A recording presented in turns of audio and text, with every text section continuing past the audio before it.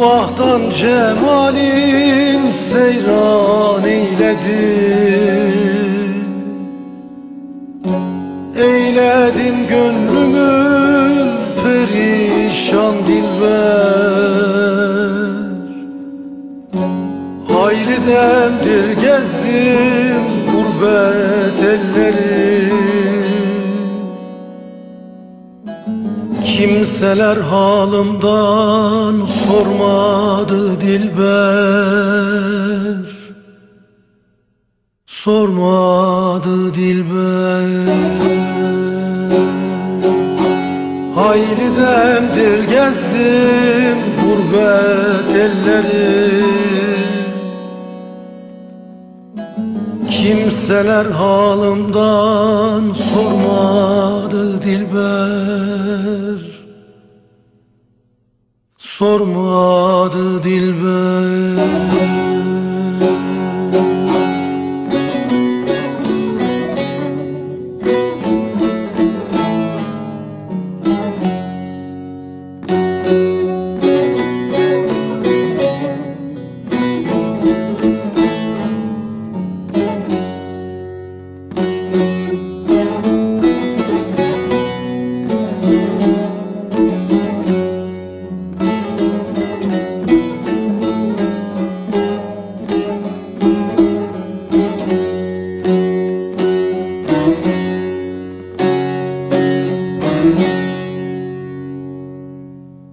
Adu kemhalara meyil bağlanmaz, eser seher yeli zülfün ılgınmaz.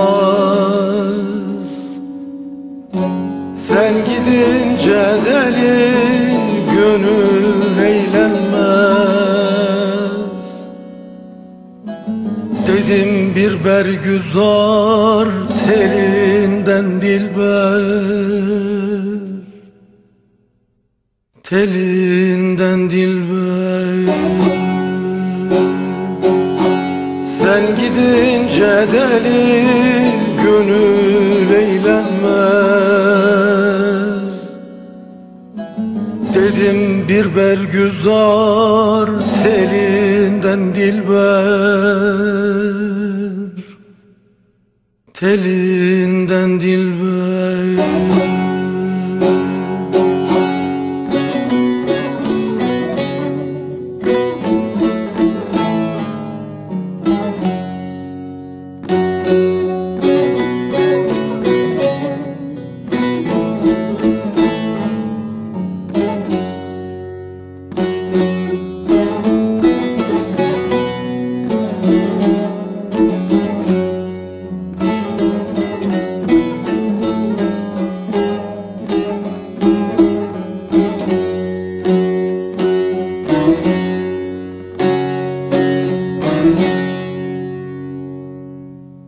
Pir Sultan Abdalım cemali güzel,